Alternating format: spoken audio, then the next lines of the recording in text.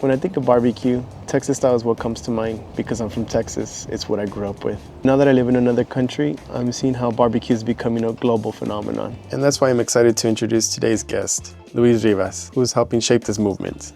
Luis has some impressive accomplishments. Third place overall at the 2022 Houston Rodeo World Championship Barbecue and fifth overall in 2024.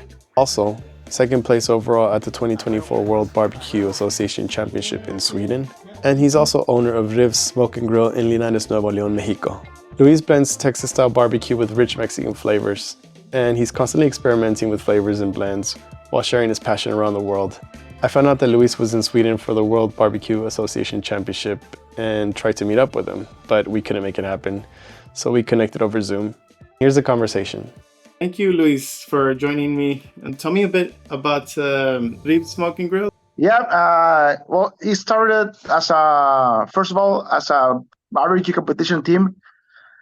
It started in 2019. I started doing a competition first here in Mexico, and then I got an invitation to go to the US to compete. So I think that's when I fell in love with barbecue, because before, the competitions I went to, they were about grilling, more open fire stuff. But barbecue, I always love it. I always like it. And Ribs started in 2018. 2019, between those dates. As a barbecue competition team. And it was not until 2021, I think, 2022. Yeah, I think 2022. When I got the opportunity to open a restaurant. So it happened kind of by luck. One of my friends, he was closing a restaurant in Monterrey, and we were talking about what he was gonna do with the equipment. And he said, well, I want to store it. I want to maybe use it afterwards. I don't know. So I asked him, well, why don't you sell it to me? And so, of course. So we negotiate the price, and I buy it. And so 50 days after, I opened the restaurant. But it was more of as a casualty more than a planned thing. Yeah. And now this week we are in our third anniversary. So okay, so far so good. It's been a good experience. Having a restaurant is not easy, but it's fun. You meet a lot of people. And it's always been about sharing the food, and the reaction you get when people try your food and they like it. It's priceless. And I think it's one of the most common things that I hear about barbecue is how you sit at the same table with people you don't know, and you just share and you discuss, you talk about different ideas, and it's like a family table.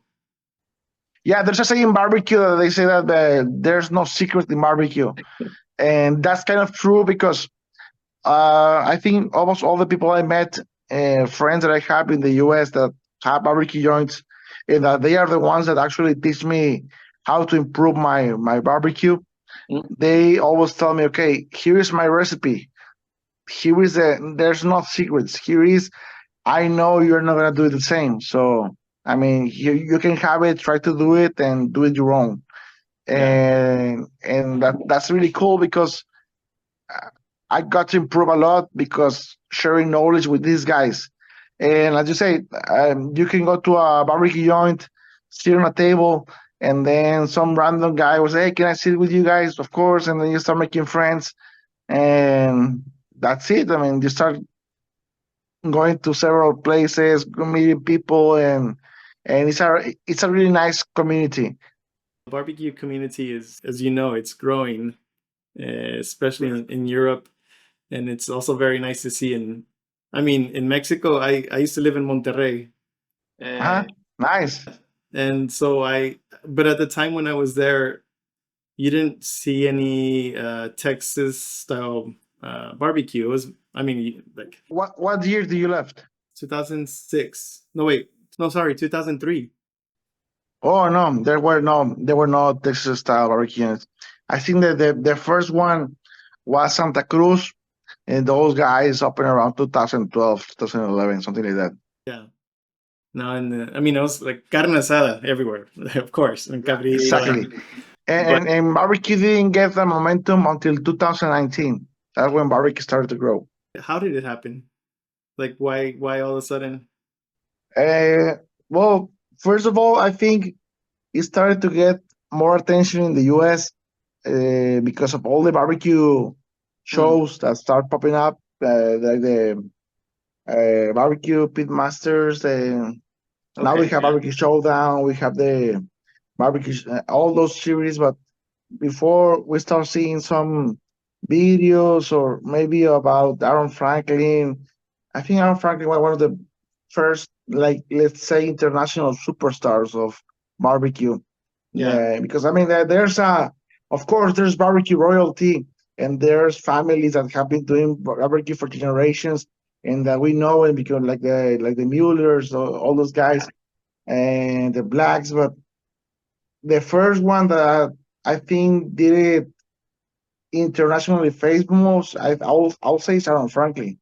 Yeah. Franklin was the first one that was a international one, and afterwards it came a lot of new guys. Now we have more people traveling abroad, doing classes, competing. Let's say like Toffee Stone. Toffee Stone has been all over the world. Jess Prowse, of course, Jess Prowse, I think. She's Australian, Texan, Australian now because she's a citizen and honorary Texan. But I think she's one of the biggest ambassador internationally of barbecue. Yeah. And that helps a lot. I mean, in my case, I've had the opportunity to travel to Central and South America because of barbecue, now to Europe.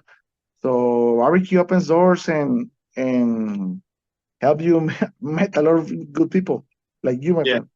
And I think, I mean, with barbecue in Europe and in Sweden is bigger than I thought. I saw it in the competition. There's a lot of teams. There's a lot of barbecue teams. A lot of good teams there. I mean, my friend Morgan, the one with and Emily, the ones that I got to compete with.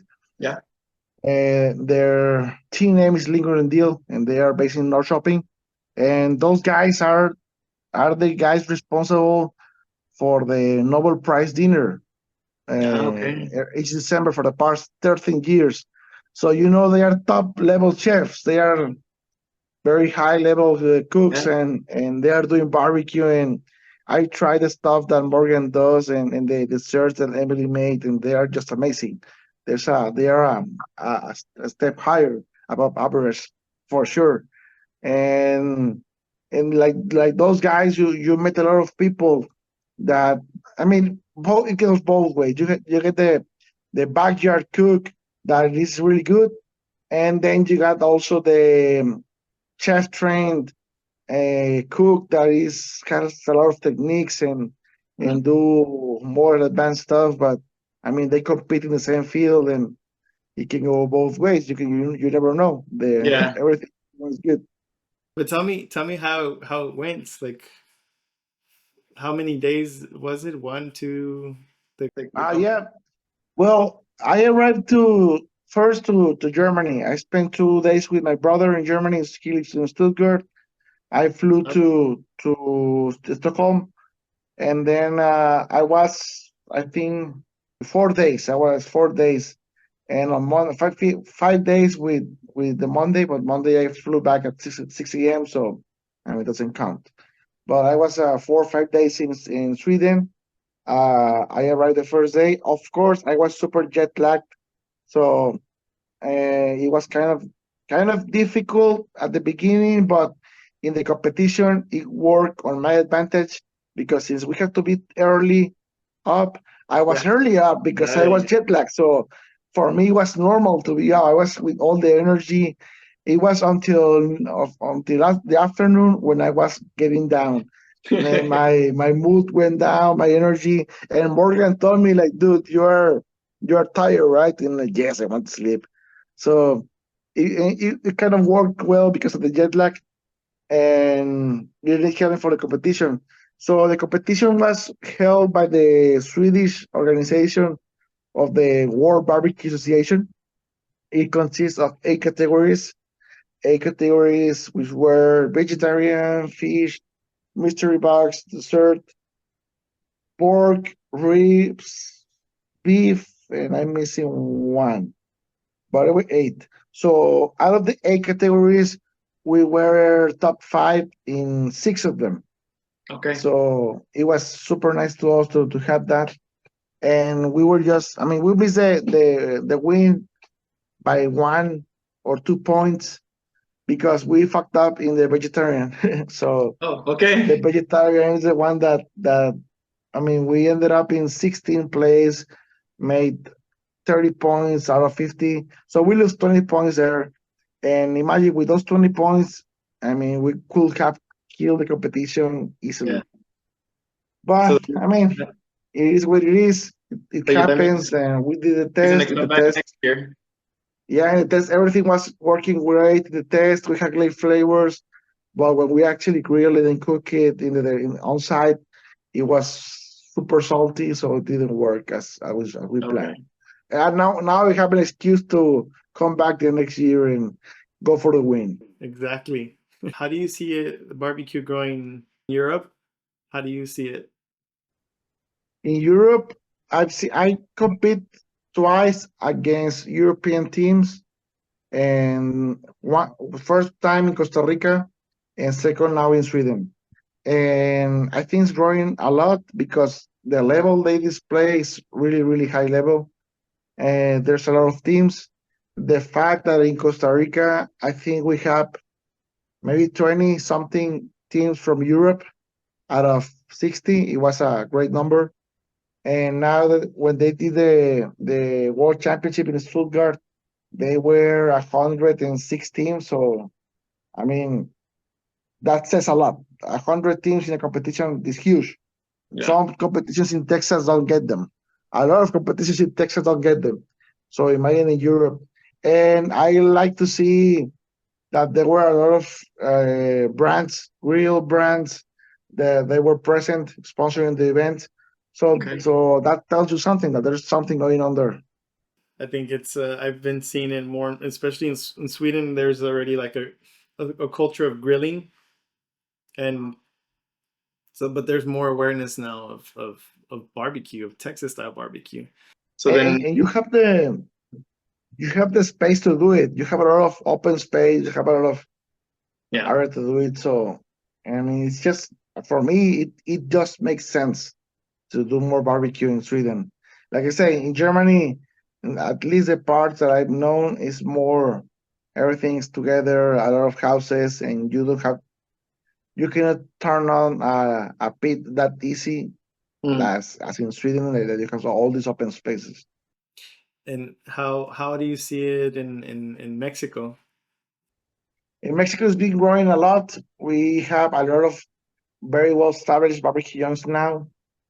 We do the barbecue fest event each year, so I think it has been growing a lot on the past 5 years. The past 5 years, barbecue skyrocket.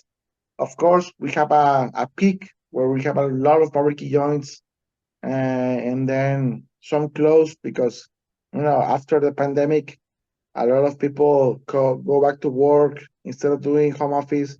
They're doing work on site, so that changed the scene a little bit. But still, we have a lot of good barbecue joints, and they are growing. They are opening new stores, and that's a sign of a healthy market. Which ones are on the forefront that you think are doing really good stuff? In home Mexico, I like, of course, Old Jimmy's Barbecue. I like Nomada, Northeast, Ladies. I like Rangers Barbecue in Guadalajara. I like Backroad Smokehouse in Chihuahua. It's really good. We have, I mean, I've traveled all over Mexico eating barbecue. Can say a lot of names of Brisquetero, Hickory in Chihuahua also. We have Smoky Tam in Tampico. We have in Mazatlan, we have Juan Luna. I forgot his name. Rax Barbecue in Mazatlan. We have in Mexico City. We have all wood. We have Pinche Gringo. In the south, we have in Tulum barbecue. We have Cover Smokehouse. So we have barbecue all over Mexico, basically. Wow.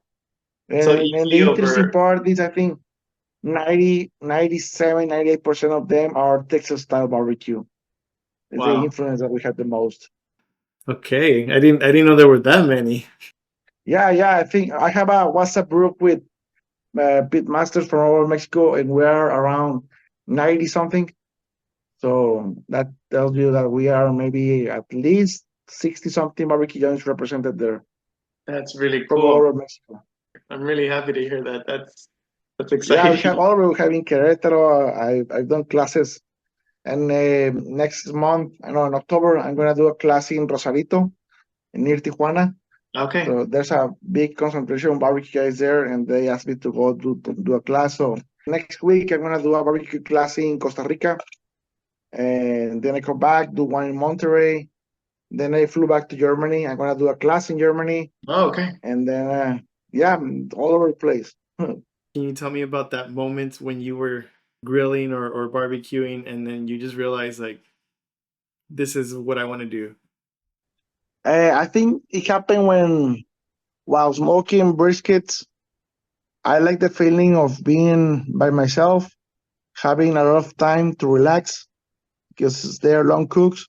So I use that time to read something, to I don't know, watch a movie, whatever, do something for myself. So that's when I realized that, dude, this is kind of nice. I mean, I can do this more oftenly.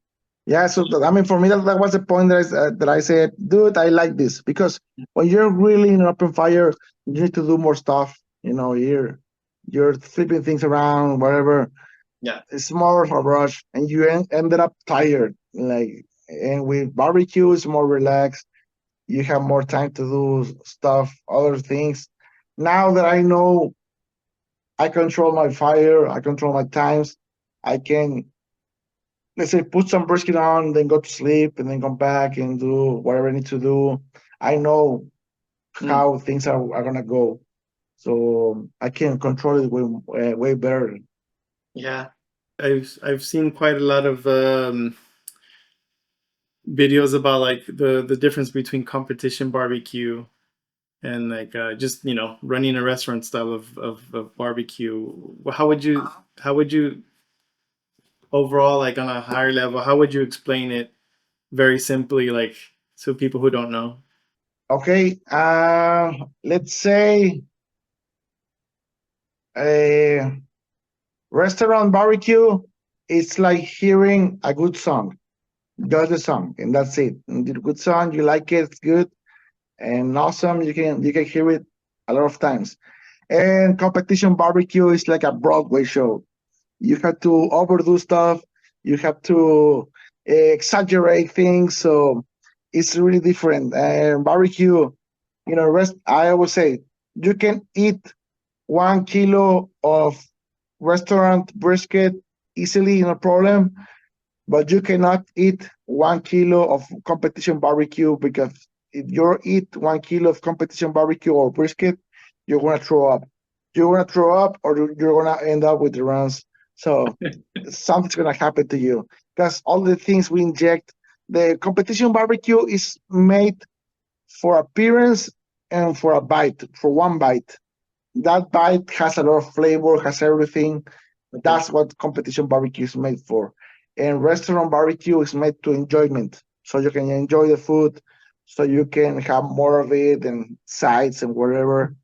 So it's nice to do competition barbecue because it's a different level of attention. You need to be there and taking care of details. And restaurant barbecue for me is more relaxed. It's more relaxed. I enjoy it more. Okay. Man, I enjoy both. And I enjoy winning, but the restaurant barbecue is just goes easy with me. But I guess like competition is obviously like you get the adrenaline, you have the Yeah, you get the yeah, drive. yeah. There's nothing like winning. There's no best thing as winning. The guys that say that it's just because of the competition, bullshit. If you're gonna spend a lot of money and invest a lot of money in equipment and meats, it's not just to have fun. If you want to have fun, go to your backyard and do it there with your friends. That's to have fun. To compete and to you do it for winning. So I think at least myself, I compete to win. I don't want to go and just hang out and have a good time. No, I'm there to win. So that puts more pressure, but the reward is the best. I mean, for in my case, that I've been third place overall in the World Championship. This year I was fifth place in the World Championship. So out of 300 teams, that's huge. That's when you realize what you've done is like, dude, this is a huge thing. What is the biggest competition? How do they stand? Like which competitions are the The top? ones I go or the ones worldwide. Well, the ones that you go to. The ones I go to, the biggest ones are the Houston and San Antonio Rodeo. San Antonio Rodeo has around 306 teams. Houston Rodeo has 280, something like that. Okay. And Yeah. the worldwide, I mean, the biggest competition is the American Royal. That's 600 teams. Oh wow. Okay. Yeah. Yeah, you have to be perfect to win that. I remember the Houston Rodeo one that's a good one. Yeah, that's where I got the third place overall and the fifth place overall. And it's like a short, what is it, an 8 hour drive from Monterrey, so then Yeah, it's it's easy for us. When I was talking to Morgan, I said for us it's easy because he's just driving there. for, I guess, for people who don't really know, barbecue even in Texas is different, depending on like northern Texas, like for example like Dallas, Houston, San Antonio, El Paso. It has the influences obviously from different cultures and I mean, like for example, in Houston you have a lot of Vietnamese, well, not a lot, but you have some Vietnamese influence. And Yeah, like the guys from Blood Brothers that are from Laos and all these Asian countries. I think that's been happening a lot in barbecue recently with, let's say, KG barbecue with Karim, Egyptian guy living in Austin that is doing a fusion of Egyptian style food barbecue with Texas barbecue. Of course, all the Tex-Mex influence there. We have the uprising of the birria all over the U.S. and all over the world. And then you have all these Asian flavors that just make sense, especially with pork and everything. That is good. That is having a lot of fusions. And for us in Mexico, the funny thing is that these people want the traditional barbecue. They ask you for the traditional Texas style barbecue. In my case, I used to put some tortillas, flour tortillas with a tray, and nobody ate them. Not one single tortilla was ate. Everybody wanted bread because they wanted the Texas experience. They didn't want I mean, we eat Mexican food every day because we're Mexicans, so they didn't want the Tex-Mex. They wanted the Texas style barbecue. I kind of grew up with the traditional Texas style barbecue, but now that it's become more like a craft type of thing, I like that you can mix so many different types of like influences, and I really really really like the Vietnamese style barbecue. And I mean, tortillas and barbecue, it's delicious. There's nothing wrong with it. I prefer that over bread. I remember that the first taco I have with brisket was Valentina's. The Valentina's taco was a real deal Holyfield, which was refried beans, brisket slice, bacon, an egg, and salsa, and it was just beautiful. And that's when I started also trying to do myself brisket tacos and all the pulled pork tacos, whatever. And it's just good. Yeah, but here in Mexico, people don't want it. They wanted the tray. They wanted the Texas style without much stuff Yeah, there. the meats that you find in Mexico. I mean, I guess you bring in the brisket from the U.S. Yeah, this everything is USDA, everything US quality. I use most of my briskets in the restaurant. I CAB, so certified Angus beef. Okay. If not, choice. The ones that I have trouble to find more here is the primes. Primes are very scarce. Have you experimented with like cabrito and trying to make it somehow Yeah, and barbecue? those smoked cabrito is the color it gets is beautiful, a red color. The flavor, smoky flavor is different than the al pastor one, so it's good. I like it also. Or are there different cuts in Mexico that you would use for maybe other stuff? Well, in right now we're trying to do in when I do the meat camp, I do a class every year. This year topic is to introduce different cuts that are not very common into barbecue. So we have the chitlins, we have the pork cushion, we have like six muscles that we didn't normally do. We're gonna do them in the class for barbecue style. Okay. So smoke them. So and that's gonna be interesting because we want to people to get to know new muscles to grill and to smoke, not the same picanha, same ribeye that we always do. To people who don't know, how would you describe a discada? A discada is everything throw into a disco. Everything, every meat you have left over in your fridge, throw it, and it's a discada. Well, for me, let's say a more formal answer would be a discada needs to have beef and pork meat as a base, beef and pork, and then from that you can go crazy. The theory says that a discada is anything made in a disco, which is the steel thing to where you cook it, and anything down there is a discada. But for me, a traditional discada recipe needs to have the beef and pork parts plus whatever you want to put of vegetables, of ham, sausages, whatever you wanted to add. What is it that you like about barbecue? What I like about barbecue is I think the process, the it takes time. It's not maybe at the beginning it's not as easy. You need to master the craft. And the second one, but not least, is the people you meet, the places you go, everything that surrounds the barbecue culture by itself. I think that's the thing I like the most. When you first started, I mean, how was the process of like learning how to barbecue with like offset and then offset or something like that? You know, as everything, it's a learning curve, a very expensive learning curve, and you mess up a lot of good meats when you don't know exactly what you're doing. And at the beginning, as I was saying, the first briskets I was making, they were horrible. They were rocks, and they were very hard. And I start improving, start learning, and they started to get better.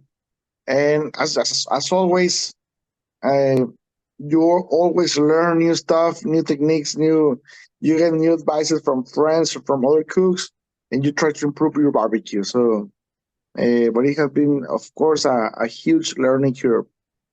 Do you have offset smokers, or what is it that you use? Yes, I have offsets when I do say a bigger volume, and I have also Smoky Mountains that I like because you can set them up, let them run, and they will. You have to be there each 20 minutes, each 30 minutes, throwing a log on it. So I like because they are easy to use. But I have every type of smoker. I have offsets, I have the bullets, I have the pellet smokers, I have a lot of types. And what is it that you have in your restaurant? What do you have on the menu? On the menu, I have Of course, brisket. I have ribs. I have pulled pork. I have short ribs, which are big ribs. I have some deep fried Argentinian style empanadas filled with pulled pork with cheese. And I have bread pudding, cream corn, mac and cheese. I try to keep it simple. And I think the craziest stuff out of the Texas style stuff is the empanadas, which right now I do of pulled pork, but I'm gonna do both brisket and pulled pork. Do you also hold like classes in your restaurants, or do you do that on the side? No, I do them offsite always. Like Okay. the one here in Monterrey, I'm gonna do it offsite with. I'm sponsored and I work a lot with the U.S. Meat Export Council. So they have a mobile kitchen, which is a huge 55 feet drive van, a trailer that it opens on the sides, and you have all a full kitchen, all these areas to do a class. And I use that to do it here in Monterrey. And when I travel to other states, I just put my requirement list of what I need to do the class, and they have it ready. Well, I went to the Texas Monthly Barbecue Festival and I saw Koi Barbecue, Uh-huh. and how they had two pigs on, I think it was a Centex smoker. Yeah, Direct. last year. Yeah. Last year, yeah, I was there. I was sitting on the back with those guys. What did you like most about the festival? I like food wise. I like the taco from Panther City. That was a really good taco. Okay. And I like the cookies, the smoked cookies that Miller Smokehouse did. I always like the desserts from Grecia of Turin Smokehouse. That they were good also. Okay. And I mean, those are just some of the bites that I remember very specific that they were good. But for me, going to the Texas Monthly is good because I had a lot of friends in the Texas barbecue. So I know most of the guys in the barbecue joints of Texas. So at least the ones that are there in the festival. Yeah. And for me, it's a nice to spend 2 days with them, talking to them, hanging out. When you look at the offsets, or like what is it that you look for? Like which brand is the one that you're like? I like the M&M Smoker Rotisserie. That the oil, I like it a lot. I like the Mower. I think Mower Smokers is one of my favorites. Because it's simple and very good functional. Centex, they have a really nice design. I like the firebox in the Centex. Each one has their own thing, but I think those three for me are the best, especially restaurant wise. And for competition, I like the jumbo pits. The jumbo pits for competition, they run just perfect. They are really, really good. Well, I wish the best of luck, and I hope you get to travel more around the world and represent Mexico. Yes, I love it. And for me, I'm proud of taking my flag everywhere. I'm proud to be able to share this with more people. And winning is always good. Even though we don't have the first place, like it's a streeting, for me, let's say we get the second place, wherever, staying in the top and being consistent with results is very important. To always be there, always be there. It's crazy now how you started with like just an idea of like you're gonna buy your friend's equipment, restaurant equipment, and now you're you're traveling the world. Yes. Yeah, I started randomly when in 2012 I was in Laredo, Texas, living. I do logistics, import and export. That's my job. That's my company. And just watching TV and say, well, I think I can do that. I think I can do this type of barbecue, like the barbecue pitmasters. And just let's say out of boredom, I didn't have anything to do. So that's how I started in barbecue. The restaurant started with my friend that I bought his restaurant just because I have the opportunity and I have the money to do it at that time. And everything adds up. Thanks to the restaurant, I cook every weekend barbecue. I get to try new stuff. I get to cook differently, new methods. Sometimes they work, sometimes they didn't. So it's kind of nice to do all those stuff. I just want to tell you, thank you so much for doing this. This is my first time actually doing a interview in this format. Now you have more people to interview around the world easily.